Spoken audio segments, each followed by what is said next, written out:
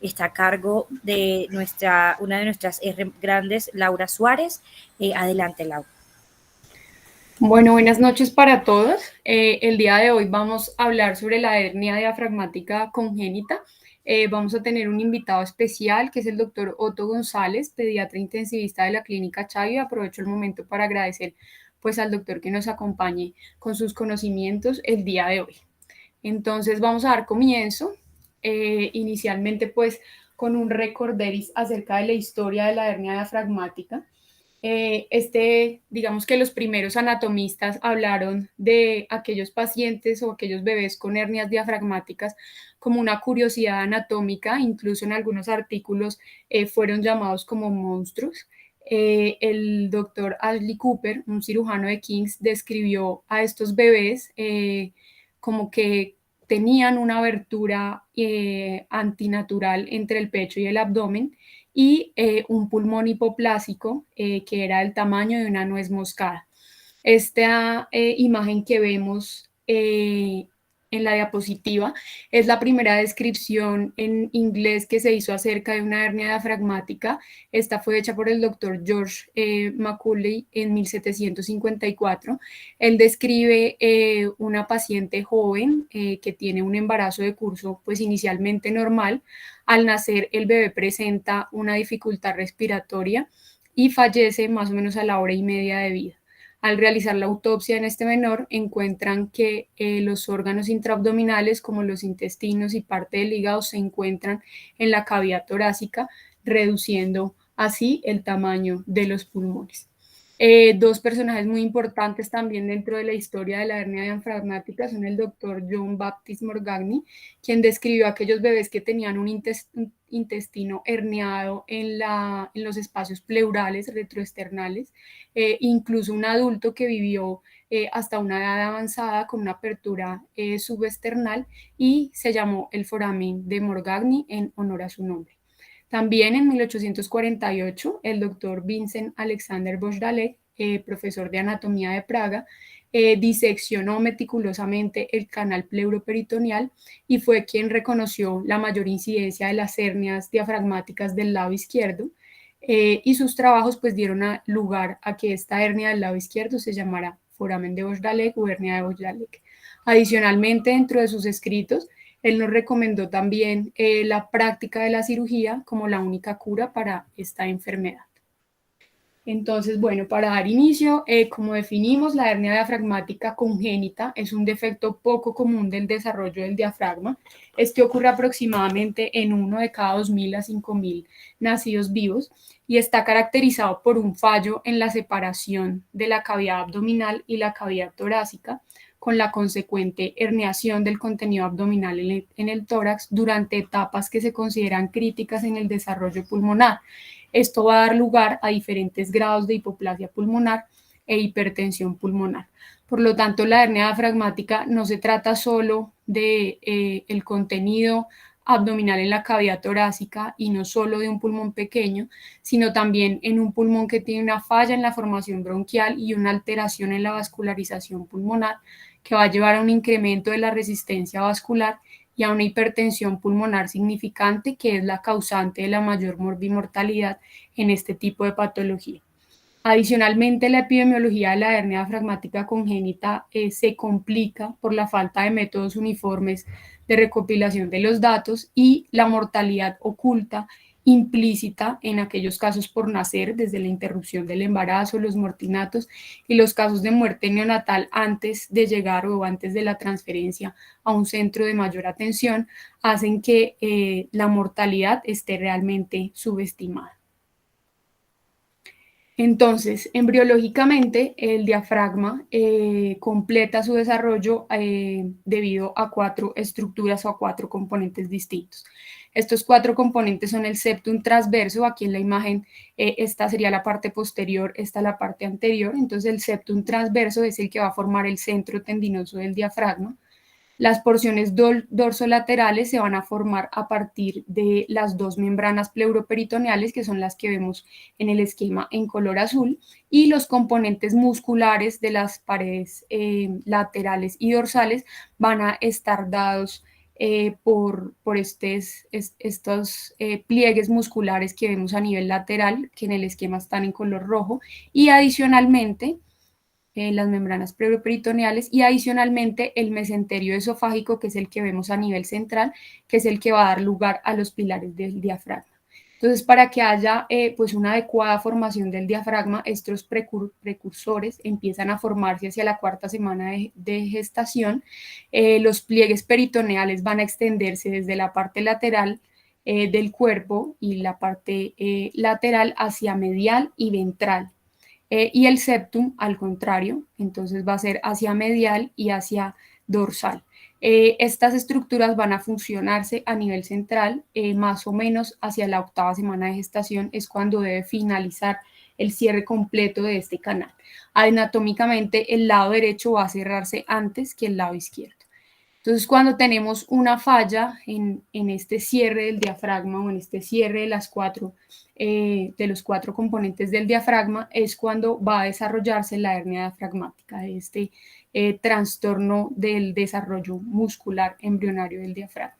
Esta ubicación, digamos que este defecto puede localizarse en diferentes ubicaciones y además tener tamaños variables.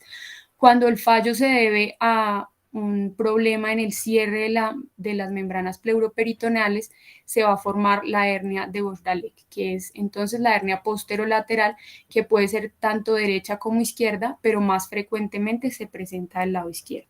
Y cuando el fallo se debe a un cierre inadecuado del septum transverso, un crecimiento inadecuado de esto, el defecto que vamos a tener es la hernia de Morgagni o foramen de Morgagni, o esa hernia retroesternal que al contrario de la de Bosdalek va a ser más frecuente del lado derecho. Entonces, la hernia de Bosdalek, como les decía, más frecuentemente se presenta del lado izquierdo en un 85% de los casos. Más o menos 13% de los casos son del lado derecho, y estas hernias del lado derecho están asociadas a una mayor mortalidad entre el 45 al 80% debido a la presencia del hígado en la cavidad torácica. Y 2% de las hernias pueden ser bilaterales. Estos son, digamos, una condición rara y universalmente fatal porque no va a permitir el desarrollo normal de las estructuras en la cavidad torácica. Bueno, desafortunadamente la etiología de la hernia diafragmática no está bien dilucidada. Se cree que es una anomalía esporádica del desarrollo, aunque se han reportado varios casos familiares. Se conoce entonces que hay una etiología multifactorial que puede llevar al desarrollo de este tipo de malformación. Se encuentra como un defecto aislado, es decir, puramente la hernia diafragmática en 50 a 70% de los casos, y en el otro 50 a 30% de los casos va a estar asociada a otras anomalías del desarrollo. En este caso hablamos de una hernia diafragmática compleja o una hernia diafragmática sindromática. Están descritas anomalías cardiovasculares, que son las más frecuentemente presentadas en el 60% de los casos. Digamos que aquí podemos encontrar hipoplasia del ventrículo izquierdo, defectos sobre todo del tracto de salida del corazón, como la tetralogía de Fallot, la coartación aórtica, defectos del tabique ventricular o del tabique auricular. También malformaciones a nivel del sistema nervioso central, que son como las más frecuentemente encontradas en los mortinatos, que tienen pues además una hernia diafragmática. Las malformaciones musculoesqueléticas, también alteraciones a nivel renal en el 23% de los casos y gastrointestinales en el 17% de los casos. Por esto es tan importante que en el momento del nacimiento pues del menor tengamos en cuenta pues todas estas malformaciones asociadas y hagamos un estudio adecuado. Esto también nos va a permitir determinar cuál va a ser la supervivencia y el pronóstico de estos pacientes. Aquí en la tablita están descritos algunos síndromes genéticos pues asociados a la hernia diafragmática, como el síndrome de Bigby-Wiedemann, el síndrome de Church, Cornelia-Lang. Adicionalmente, también se han visto asociaciones con anomalías cromosómicas o cromosomas aberrantes, desórdenes genéticos como la trisomía 18, la trisomía 13 o la trisomía 21, y las anomalías estructurales de las cuales ya les hablé. Entonces, como les decía anteriormente, la patogenia sigue siendo desconocida, pero existe una creciente evidencia de que la hernia diafragmática puede deberse a la exposición de individuos que están genéticamente predispuestos o son susceptibles a ciertos factores ambientales. Entonces, la teoría más probable sugiere que hay un fallo en el cierre normal de esos desencadenantes o membranas pleuroperitoneales debido a una desestabilización en la diferenciación de las células mesenquimales durante la formación del diafragma y de otras estructuras somáticas. Algunas, digamos, de las sustancias implicadas que se han descrito son la vitamina A, que se describió desde 1950, demostraron en un modelo de ratas que la deficiencia de vitamina A puede llevar a una hernia diafragmática, a una hipoplasia pulmonar. Adicionalmente, se ha evidenciado también como hallazgo clínico una deficiencia de vitamina A en los lactantes que tienen una hernia diafragmática, y existen estudios también en ovejas en quienes se ha inducido hernia diafragmática con nitrofeno, que la administración de vitamina A tiene pues un papel en reducir esa hipoplasia pulmonar. Todo esto ha reforzado la hipótesis de que los genes que están regulados por el ácido retinoico pues tienen una implicación bastante importante en la diferenciación celular y en la formación del diafragma. Otras sustancias pues también implicadas están la talidomida, algunos anticonvulsivantes, otras sustancias como el alopurinol y el micofenolato, pero aún pues no se ha establecido una etiología completamente clara de esta patología. Hablando ya como tal de la fisiopatología, entonces hay dos cosas que son como los pilares o las causas principales de las secuelas, de la mortalidad y de los, digamos, problemas al nacer de estos recién nacidos, y son la hipoplasia pulmonar y la hipertensión pulmonar. Entonces, en la hernia diafragmática, ese paso del contenido abdominal a través del defecto del diafragma hace que las vísceras abdominales ejerzan un efecto de compresión en el pulmón que está en crecimiento. Ese pulmón que está en una etapa crucial, en esa etapa de subdivisión bronquial, hace que haya un compromiso no solo del pulmón que está comprometido por la presión, digamos, por el estímulo mecánico, sino también el pulmón contralateral. Entonces vamos a ver que aunque el pulmón de un niño con hernia diafragmática congénita tiene digamos, unas ramas bronquiales principales presentes, estas no están alteradas, si hay una disminución en el número de las ramas bronquiales, los alveolos van a estar afectados, y adicionalmente va a haber una reducción en el número de ramas arteriales, tanto del pulmón comprometido como del ipsilateral. Otros hallazgos que hemos evidenciado en este tipo de patología es que los vasos pulmonares principales tienen un engrosamiento de la capa adventicia y de la capa medial, es decir, son hipermusculares, y todos estos factores sumados hacen que haya mayor susceptibilidad a desarrollar una hipertensión pulmonar intratable. Entonces, estos pulmones hipoplásicos tienen menos vías respiratorias y unos vasos y unas estructuras alveolares afectadas. Esta vasculatura anormal con presencia de arterias pulmonares hipermusculares va a llevar a una mayor resistencia vascular. Entonces, al contrario de, digamos, de lo que debe pasar, que cuando nace un niño hay el paso de esa circulación fetal a la circulación del adulto con una disminución de la resistencia vascular, en estos niños va a haber, digámoslo así, una persistencia de la circulación de tipo fetal. La resistencia vascular va a estar incrementada, lo cual va a disminuir el flujo sanguíneo pulmonar en estos niños, va a haber menor superficie de intercambio gaseoso, y esto nos va a llevar a una hipertensión pulmonar, a una oxigenación inadecuada. Esta hipoxemia va a aumentar la acidosis metabólica. Esta acidosis metabólica perpetúa la vasoconstricción vascular, y esto, digamos, que se convierte en un círculo vicioso, que es lo que hace que estos niños hagan una insuficiencia respiratoria severa, que es muchas veces pues refractaria al tratamiento, sobre todo en los casos graves. Entonces, bueno, para el diagnóstico de esta patología tenemos dos escenarios. El ideal, que es el diagnóstico prenatal. Afortunadamente, con el avance tecnológico en las últimas décadas, este diagnóstico prenatal ha ascendido al 95% de los casos. Se realiza entre la semana 22 a 24 con la ecografía de rutina.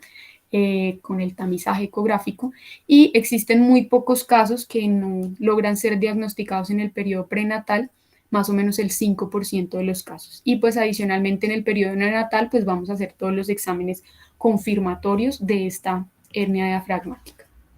Entonces, el diagnóstico prenatal, como les decía, el gol estándar es la ecografía. Esta debe ser practicada a partir de la semana 24, momento en el que vamos a visualizar las vísceras en el tórax.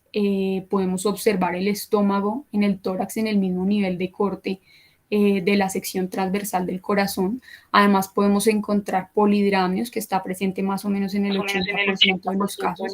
Estas vísceras abdominales pueden ocasionar una desviación del mediastino y del corazón, y adicionalmente la ecografía nos va a permitir también evaluar la presencia de ductus arterioso persistente, tetralogía de Fallot, hipoplasia pulmonar y también pues malformaciones renales y gastrointestinales o del sistema nervioso central que pueden estar asociadas a la malformación del diafragma. Cuando la hernia es del lado izquierdo, digamos que es un poco más fácil de visualizar, como vemos acá en las ecografías, vamos a ver las asas intestinales en la cavidad torácica. Acá vemos el pulmón, la cavidad torácica del lado izquierdo y las asas intestinales. Acá vemos la cámara gástrica, que por lo general es un estómago pequeño, y las asas intestinales en la cavidad torácica, como vemos aquí las costillas.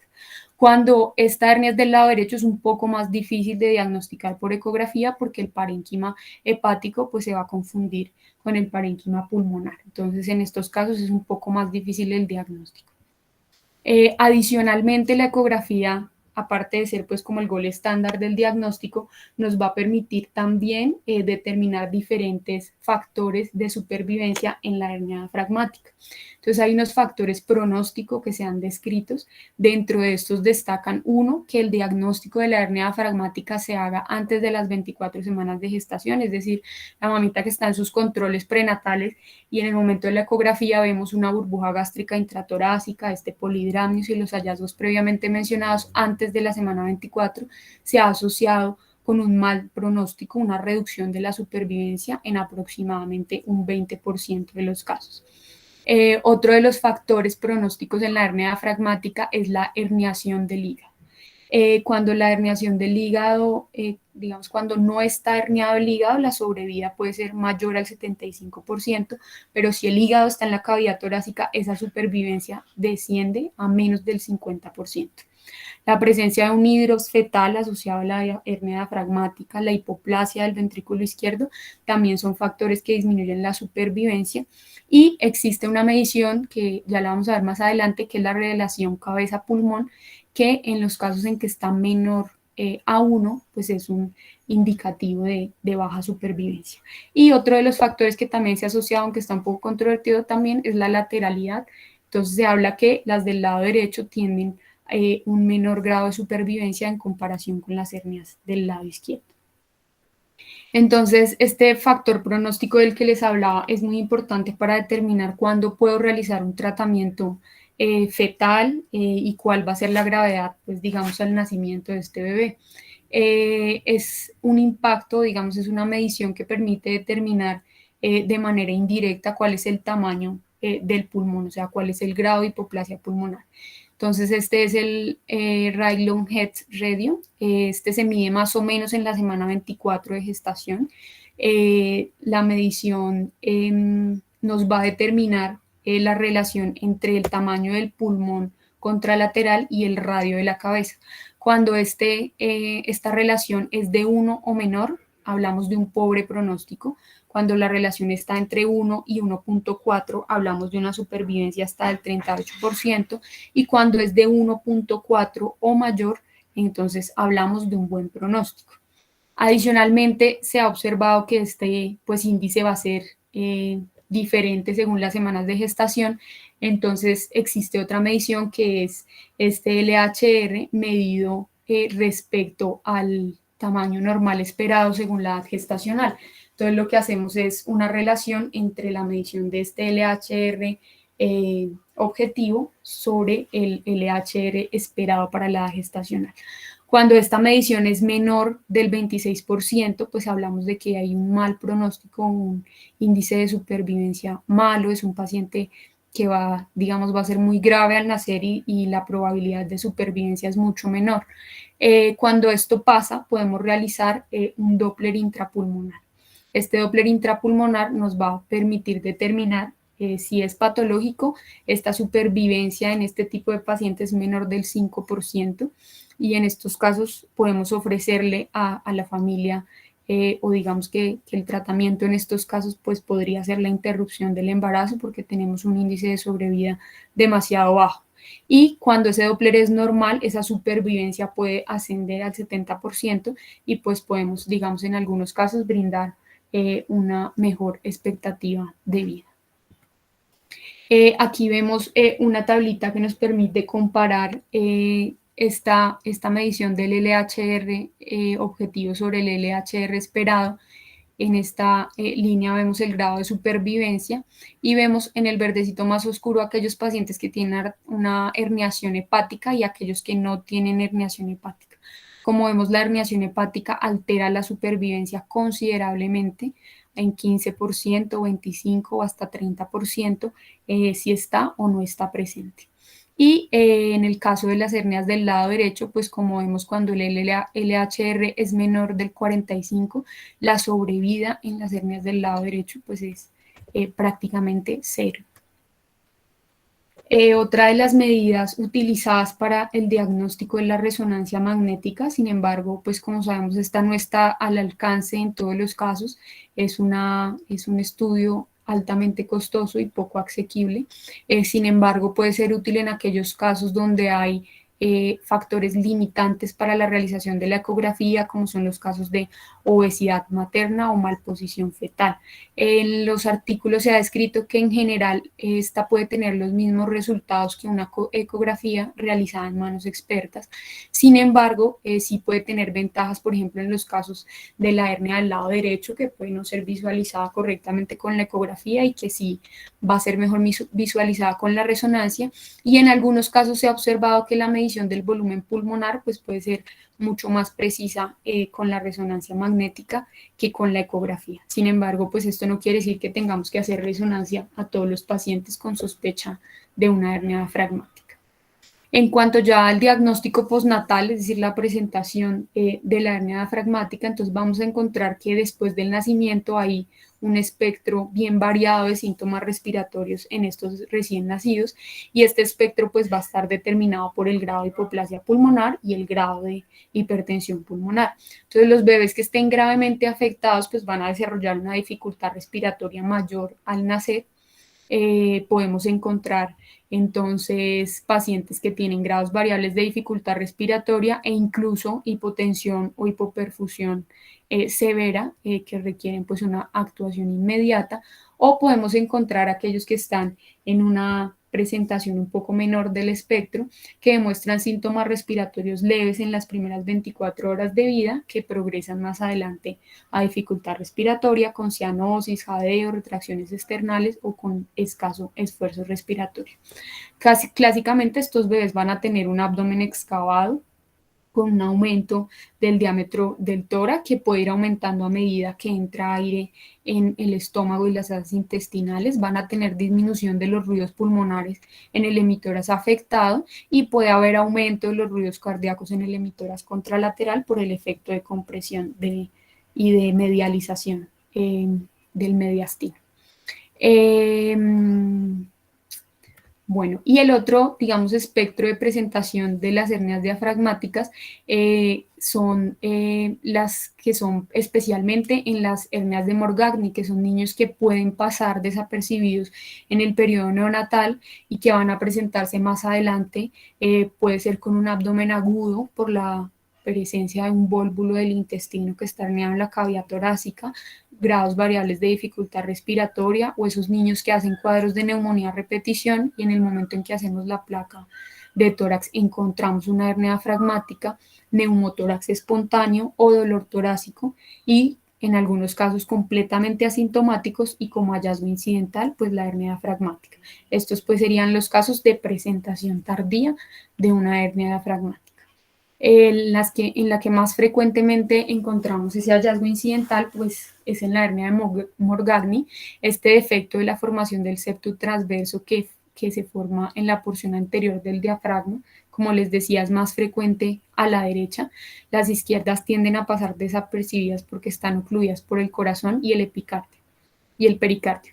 En estos niños podemos encontrar herniado epiplón, asas intestinales, incluso el hígado, y se presentan más frecuentemente en pacientes con síndrome de Down, donde también puede haber una característica bien peculiar y es que haya una hernia de Morgagni de tipo bilateral, como hemos tenido pues varios casos afortunadamente en el servicio.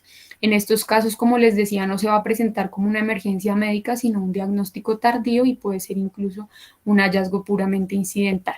Vamos a encontrar epiplón en el 92% de los casos, colon 58% de los casos, estómago 25%, intestino delgado en el 17% de los casos y duodeno en el 8% de los casos. El examen por excelencia pues para diagnosticar la hernia diafragmática en el periodo postnatal es la radiografía de tórax. Como visualizamos en la imagen, vemos las asas intestinales en la cavidad torácica. La radiografía pues no nos permite determinar digamos, el grado de hipoplasia o compromiso pulmonar, pero vamos a ver ese pulmón rechazado y desplazamiento del mediastino.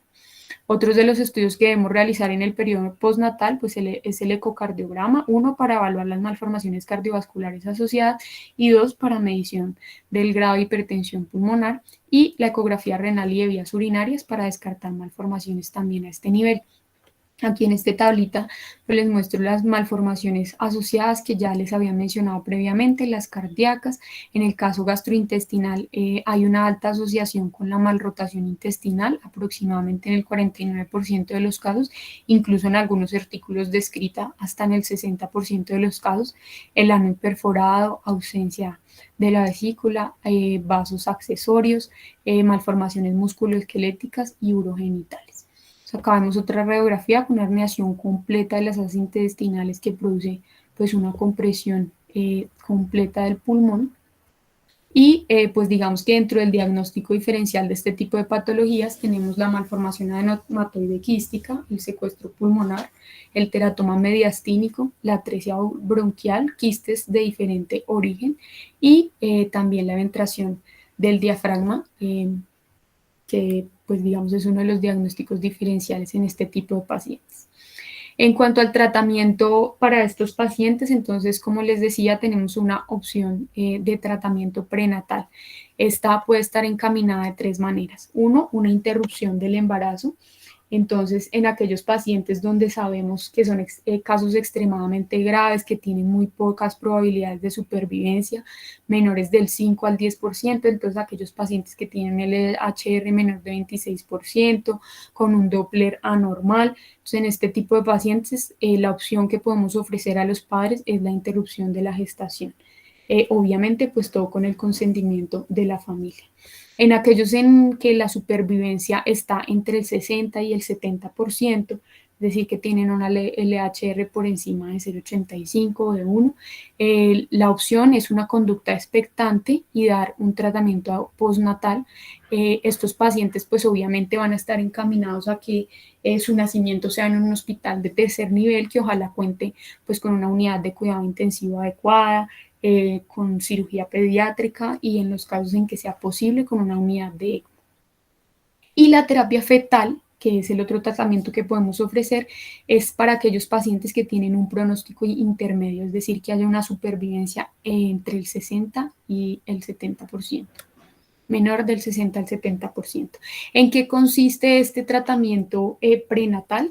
Se llama oclusión traqueal fetal, es una estrategia terapéutica que va a impedir la salida del fluido traqueobronquial, digamos que por un efecto mecánico de obstrucción a nivel de la tráquea que induce un crecimiento acelerado del pulmón, digamos, mediante un estímulo directo que produzca una acumulación de las secreciones. Esto pues ha demostrado que no reduce completamente la hipoplasia pulmonar, pero sí ayuda a que haya un poco más de desarrollo del pulmón. Este procedimiento es realizado pues in útero, muestra, digamos que se puede realizar más o menos entre la semana 27 y 30 semana de gestación. Debe hacerse primero la introducción del balón dentro de la tráquea.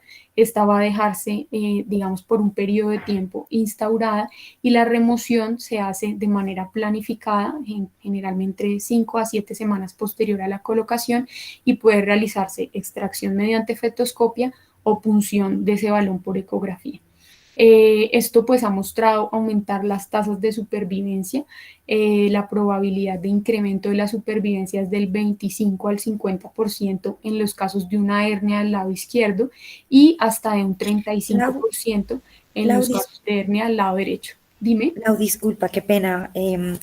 Las personas que estamos desde el computador estamos presentando problemas para ver bien la pantalla.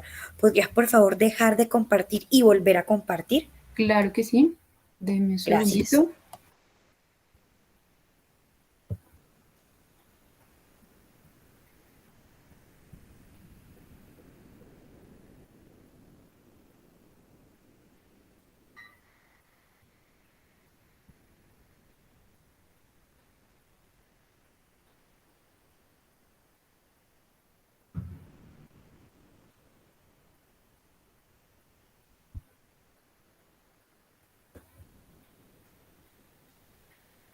¿Me confirman, porfa, si ahí la estamos viendo?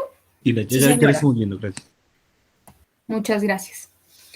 Bueno, entonces, como les decía, ha aumentado la supervivencia en 25 a 50% de los casos en las hernias del lado izquierdo, y hasta un 35% en los casos del lado derecho, y pues debe ser realizado por personal con entrenamiento en este tipo de procedimiento. Como vemos aquí en esta tablita, entonces la supervivencia en la hernia diafragmática del lado izquierdo se aumenta, digamos, si es un paciente que tiene un LHR con una implicación grave, es decir, menor del 15%, muy grave. La supervivencia es menor del 5% si no realizamos el procedimiento, y puede ascender a un 20% realizando la oclusión.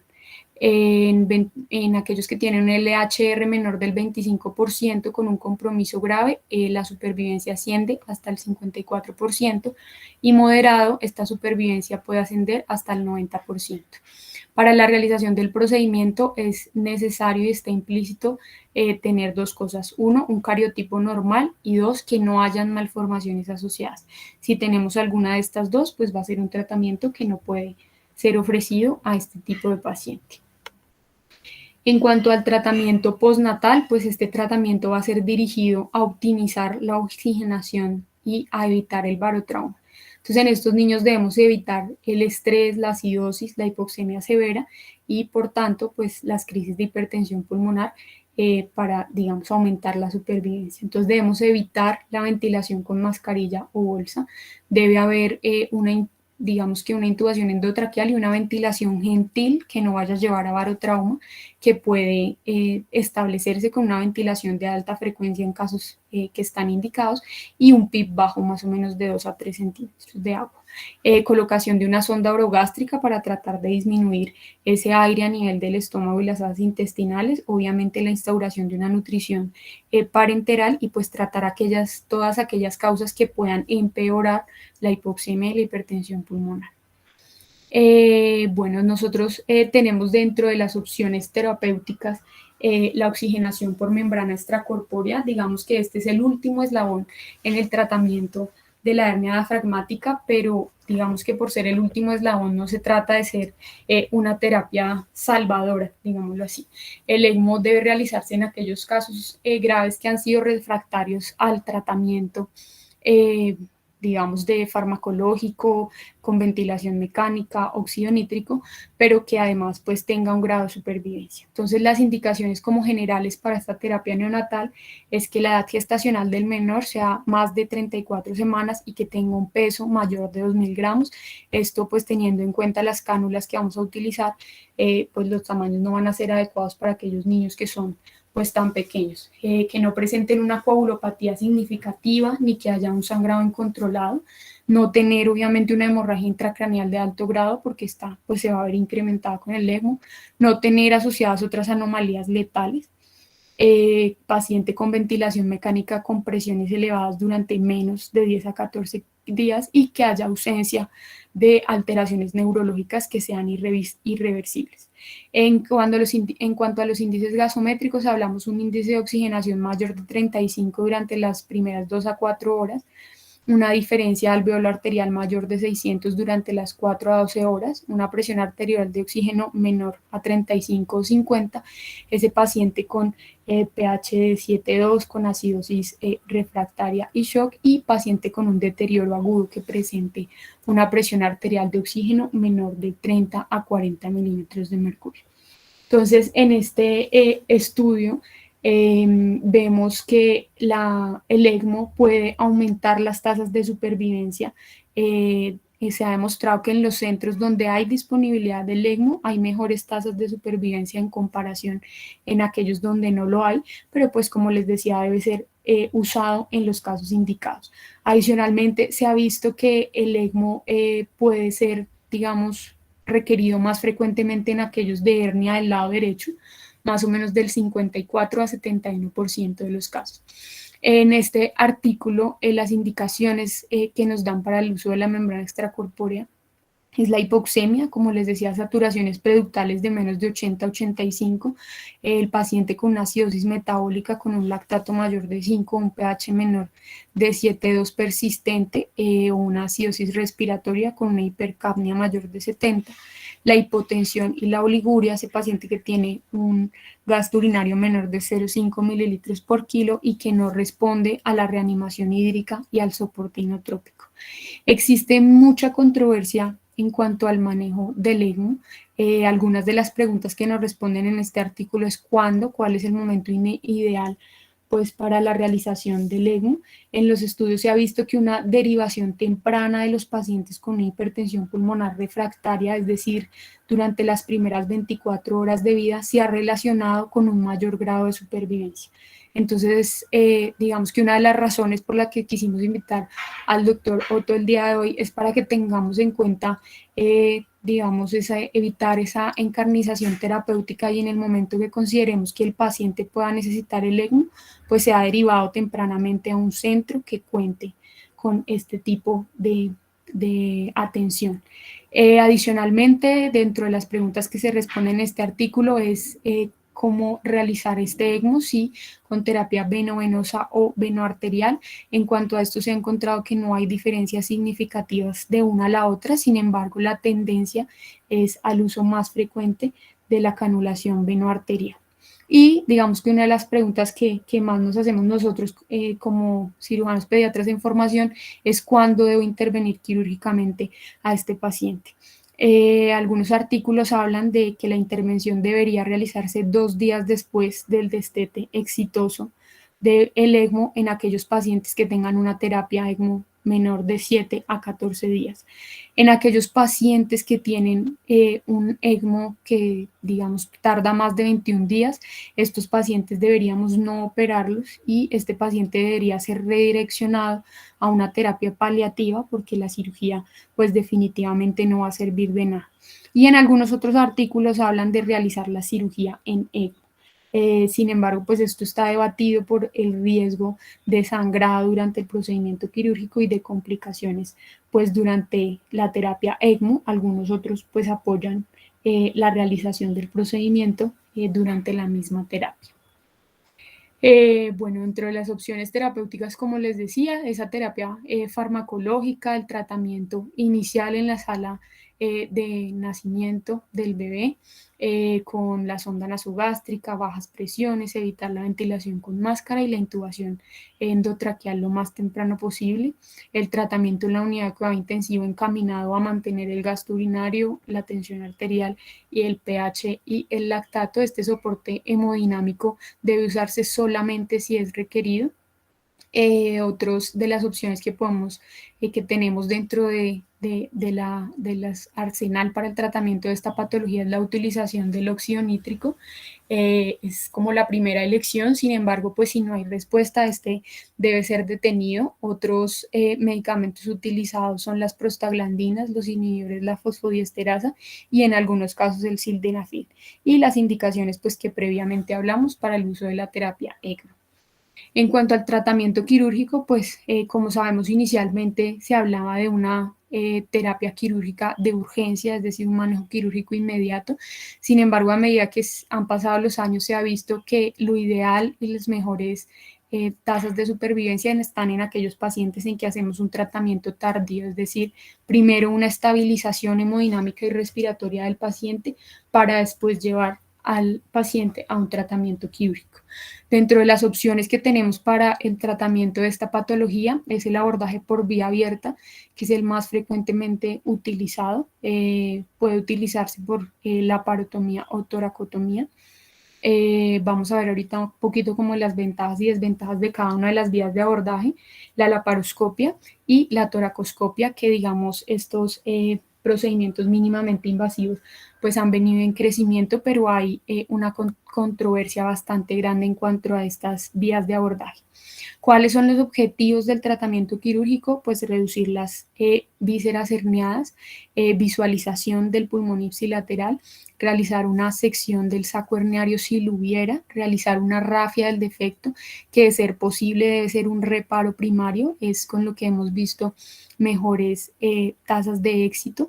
En aquellos casos en los que pues definitivamente el defecto es demasiado grande, va a ser necesaria la colocación de un parche protésico, sin embargo con sus desventajas como vamos a ver más adelante. Y digamos que algo muy debatido en este tipo de pacientes es la colocación de tubo de tórax.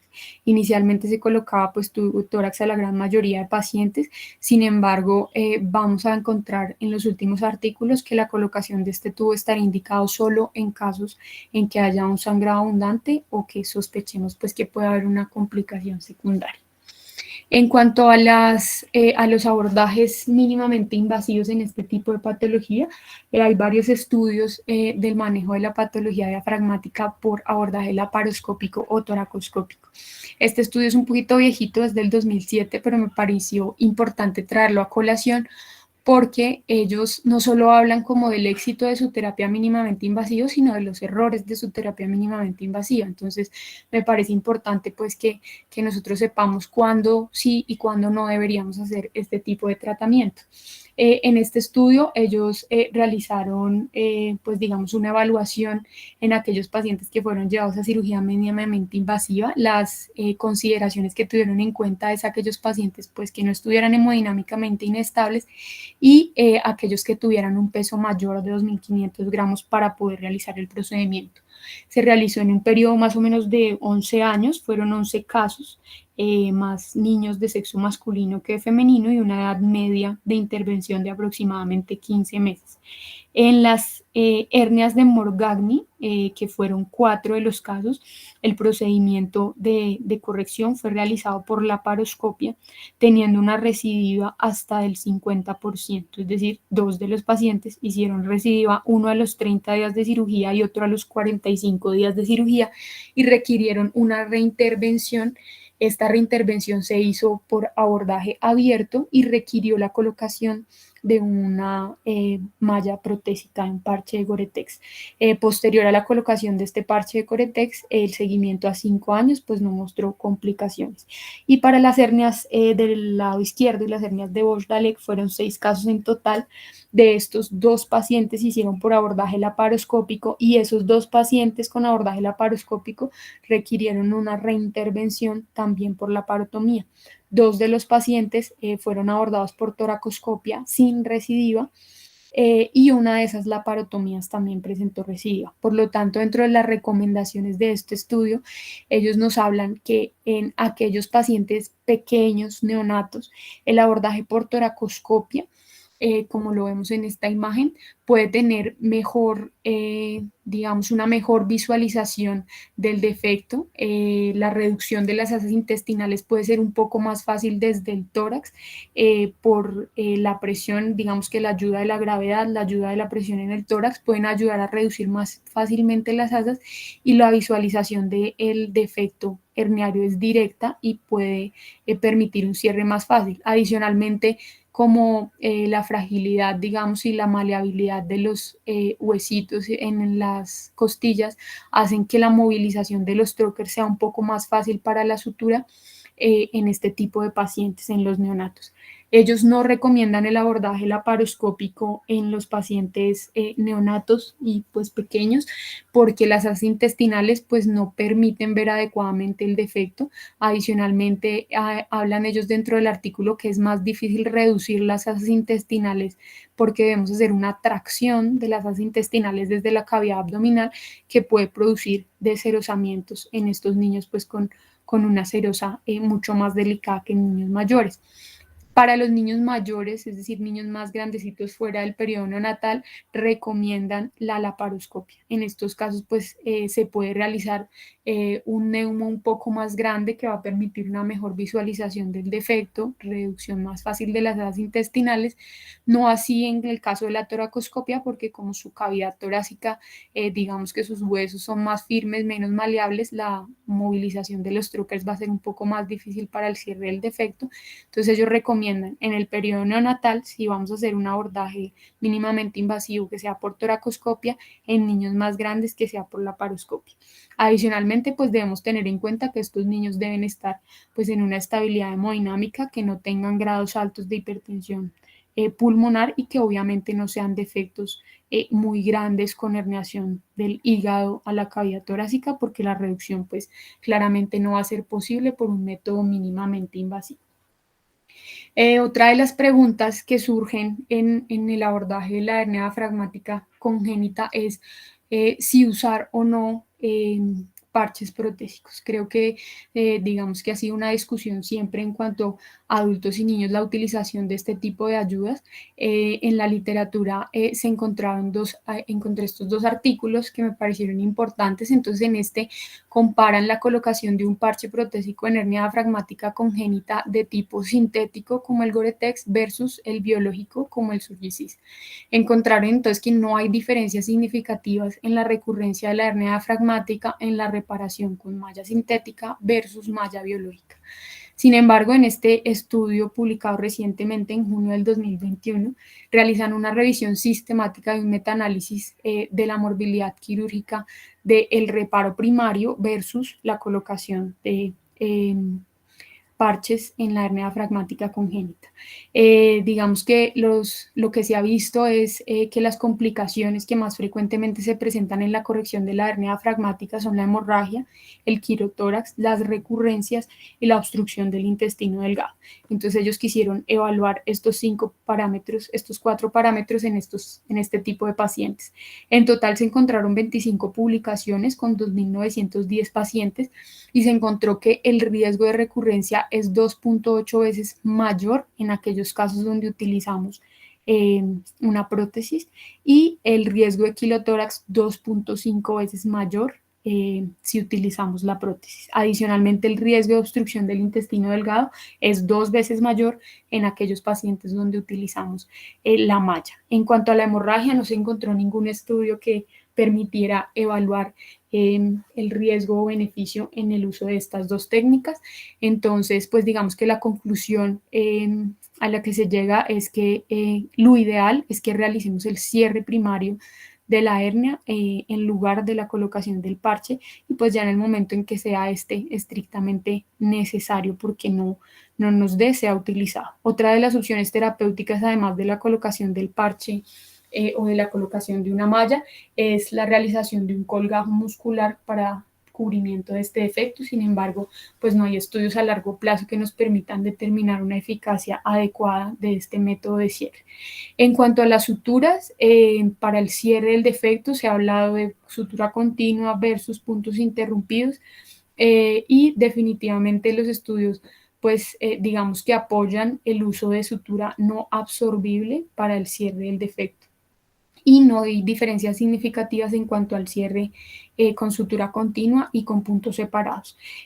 Otra cosa que encontramos muy importante en la literatura y no solo en, pues digamos, en los niños, sino también los adultos, es que el abordaje que escoja el cirujano debería ser con el método con el que más cómodo se sienta. Es decir, si él tiene un entrenamiento adecuado por toracoscopia, pues realizar el cierre por toracoscopia. Si su entrenamiento es mejor por vía laparoscópica, realizarlo por este método y si definitivamente no, pues hacerlo por vía abierta, que en muchos, digamos, casos es el método de elección y es el que más frecuentemente realizamos en un 70% de los casos. En cuanto al seguimiento de este tipo de pacientes, pues como les decía, la recurrencia, que es la complicación más frecuente, se ve más en el uso de prótesis. La morbilidad pulmonar, pues estos pacientes van a tener secuelas secundarias a lo largo de su vida, no solo por la hipertensión pulmonar, sino también mayores grados de reactividad bronquial, infecciones respiratorias a repetición, por lo que estos pacientes pues van a requerir un seguimiento hasta la vida adulta. Adicionalmente van a haber otras morbilidades extrapulmonares asociadas, como por ejemplo desviaciones de la columna, escoliosis, alteraciones de la cavidad torácica por el cierre del diafragma, que puede producir pues alteraciones a este nivel. Estos pacientes frecuentemente tienen malrotación intestinal y reflujo gastroesofágico asociado, el riesgo de vólvulo y pues los trastornos secundarios del desarrollo como talla baja o peso bajo. Y pues ya las complicaciones inherentes al procedimiento quirúrgico como la hemorragia, el quilotórax y la obstrucción intestinal que puede presentarse en el 20% de los casos y pues que debemos explicar ampliamente a los padres pues ese riesgo de complicaciones posoperatorias y la necesidad de un seguimiento crónico de este tipo de pacientes. Con esta diapositiva entonces doy por terminada la revisión. Vamos a escuchar entonces los comentarios del doctor y aquellas preguntas que tengan pues los presentes. Laura, buenas noches. Buenas noches a todos. Muchas gracias por la invitación. Ha sido una excelente presentación. Creo que tocaste los puntos más relevantes del ECMO. Lo primero es que pues, debe haber un grupo de trabajo en hernia diafragmática donde estén tanto los cirujanos como el grupo de pediatría y de cuidado intensivo, porque el ECMO no cura nada, el ECMO no va a cambiar el pronóstico de la hernia que ya trae desde antes de definir si puede nacer, como tú lo mencionaste, y en el caso en que se decida que nazca, si el grupo de cirugía puede dar una opción quirúrgica. Entonces, lo primero es que el grupo de cirugía nos diga si existe la posibilidad de operarlo. Como tú lo mencionaste, la idea es que cuando el niño necesite ECMO, pues sí se canule rápidamente. Si tú ves las indicaciones que mostraste, son indicaciones que se cumplen en 6 horas. O sea, la idea no es esperar a que el niño haga un paro o a que esté en disfunción multiorgánica, sino que con 6 horas de un trastorno de la oxigenación muy severo, como tú lo mostraste, dado por un índice de oxigenación mayor a 40 o una PAFI menor de 40 o la evidencia de que el lactato está aumentando y llegando a 5, pues se considere canularlo lo más rápido que se pueda. Estos pacientes pues deben ser canulados en el sitio donde nacieron. Nosotros vamos hasta allá y los canulamos y posterior a eso lo llevamos a la clínica. Y digamos que ahí viene una de las decisiones más difíciles y es definir cuándo se va a operar. Porque como tú lo mostraste, el mejor desenlace es si uno lograra decanular al niño luego de la primera o la segunda semana del ECMO y después del ECMO operarlo. Allí hay reportes de sobrevida hasta de un 77% en las series norteamericanas y en las series europeas. El problema es que pasada la segunda semana, si no se logra operar en ese momento ni se logra decanular, es cuando vienen los peores desenlaces. Entonces, yo lo que diría por la experiencia que tenemos actualmente es que canulamos al niño.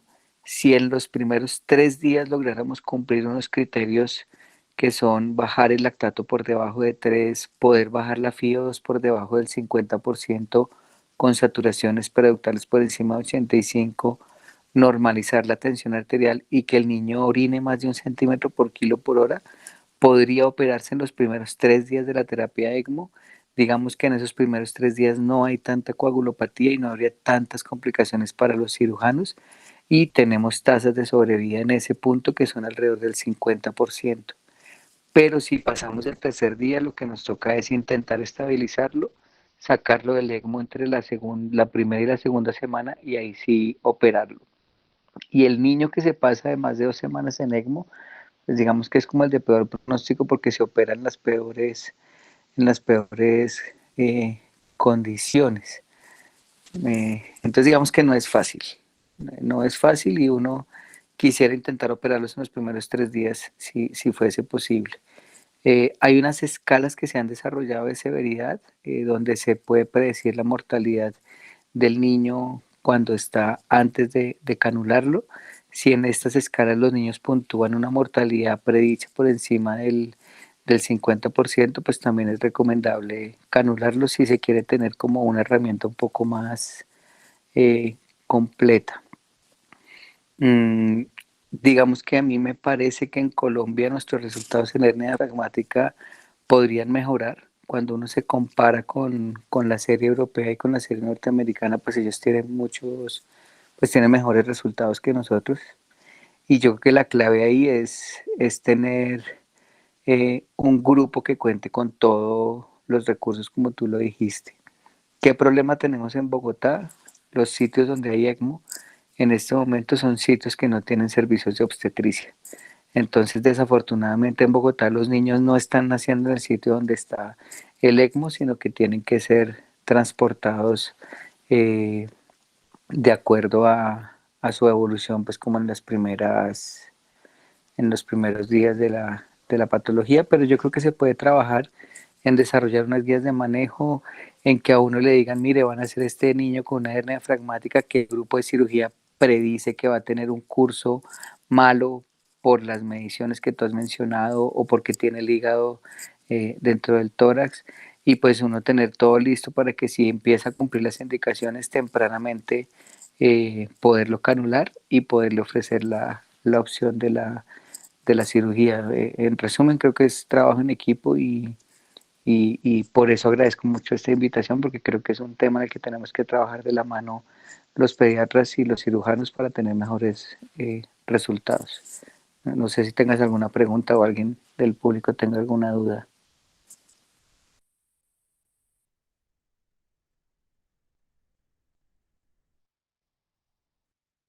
El doctor Tinoco ha levantado la mano. Tiene la palabra, doctor. Doctor Otto, muy buenas noches. Le habla Julián Tinoco, cirujano pediatra. Yo tenía dos preguntas. Eh, ¿Qué pasa si no se puede canular en las primeras 6 horas y qué tanto impacta esto en la mortalidad de estos niños, sean operados o no operados? Bueno, digamos que sabemos que los niños con hernia diafragmática tienen ahí como una luna de miel, que es un periodo en que aparentemente van a tener un buen curso. Pero digamos que cuando cumplen la indicación del ECMO, si pasan las 6 horas, lo que ocurre es que empieza a aumentar la mortalidad relacionada con las complicaciones que le da la hipoxemia. Por ejemplo, los niños que han estado con hipoxemias prolongadas que pasan este tiempo y no se canulan, tienen más riesgo de sangrado intracraniano cuando uno los anticoagula en ECMO. Si uno permite que pase este tiempo, la incidencia de falla renal es más alta y cumplir ese criterio de que esté orinando bien para poderlo operar en los primeros 3 días, pues seguramente no se va a conseguir. Muchos de estos niños presentan paradas cardíacas que ya contraindican de entrada a la terapia o hacen coagulopatía como manifestación de la falla multiorgánica. Entonces, digamos que esperar más de las 6 horas se va a ver reflejado en peores resultados en términos de morbilidad y de mortalidad. Y otra pregunta, doctor Ensayo, ¿qué tanto volumen tienen ustedes de ECMO para hernia diafragmática? digamos, en el último año, ¿cuántos pacientes de ustedes o pues que han llegado de ustedes a hernia diafragmática los han canulado y han tenido una buena evolución? Bueno, nosotros en el último año hemos tenido canulados 4 niños.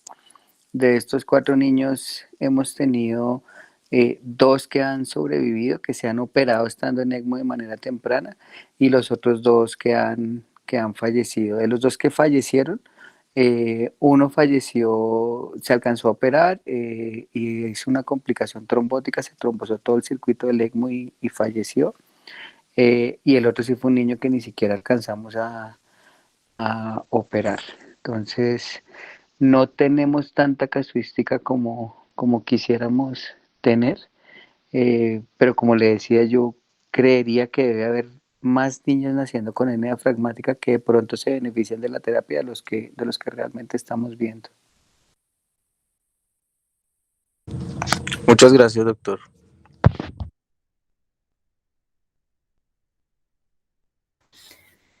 Muchas gracias, doctor Otto. Yo creo que ese es el punto crucial que quisimos pues tratar hoy en esta charla y es que tengamos en cuenta que esta terapia está disponible, que los hospitales pues hagamos un llamado temprano y ojalá pues como decía el doctor que sea en el momento prenatal, que tengamos unas tasas de supervivencia que nos puedan hacer pensar que el paciente necesite este ECMO y tengamos una comunicación pues temprana con los hospitales que disponen de este servicio para que digamos que lo que ofrecemos a los pacientes pues sea de una manera oportuna y no cuando estemos en ese punto de no retorno en el que ya no podamos actuar adecuadamente. Muchísimas gracias, doctor, por acompañarnos hoy. No, a ustedes y bueno, lo otro es que el hospital infantil pues cada vez está creciendo más y pues bueno, el siguiente paso podría ser poner el ECMO como una política institucional de ustedes. Eso lleva tiempo, pero yo creo que teniendo UCI neonatal y teniendo el grupo de cirugía pediátrica que tienen y el programa de cirugía pediátrica que están impulsando, no sería descabellado que en unos años puedan tener su propio programa.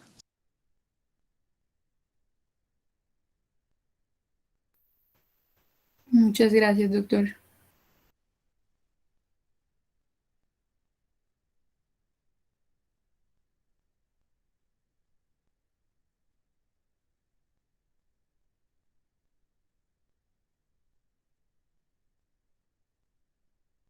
Bueno, ¿hay alguna otra pregunta en el público?